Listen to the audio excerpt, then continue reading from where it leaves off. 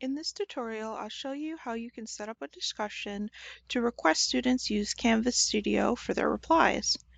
So at this stage, I'm currently in modules. I can either create a new discussion by hitting the gray plus button, or I can click on the name of an already created discussion to edit it. So let's go ahead and take a look at one that's already created. Now to edit any discussion, you'll click on its name, then click on the three dots, and then hit the edit option here.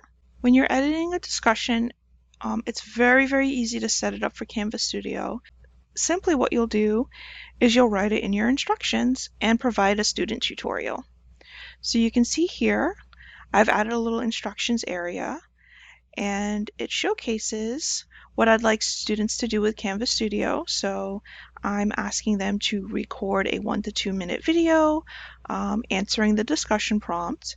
And I've also linked to a student tutorial. Now this tutorial is available for you to copy and paste in the printable version of this tutorial. So I can show you that right here. We provide the sample text for you to easily highlight and copy, and it will include a link to that student tutorial. Now the student tutorial will show students how to reply with Studio on their phone, and it will also show them how to record and reply using a computer. So both devices are covered.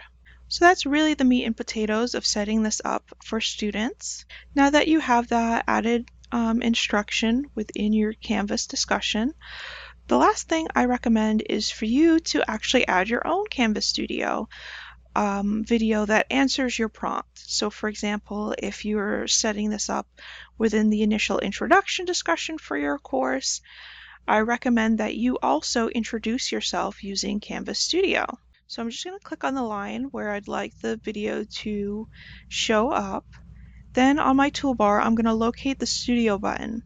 If you don't initially see it, go ahead and hit the three dots, and then you should see it. It's a blue icon here, and when you hover over it, it should say Canvas Studio.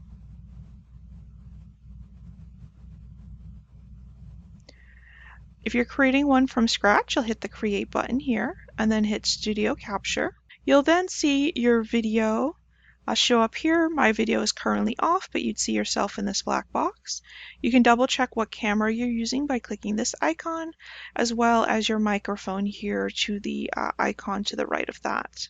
Now, if something is not working in here, I highly recommend that you look in your web address bar at the top, and then just click on the icon that has appeared here, and you should be able to just double check that you've allowed your web browser to use your camera and microphone here. Now when you're ready, you'll hit Start Recording, and you'll start to record yourself. Once you're done, you can hit Finish.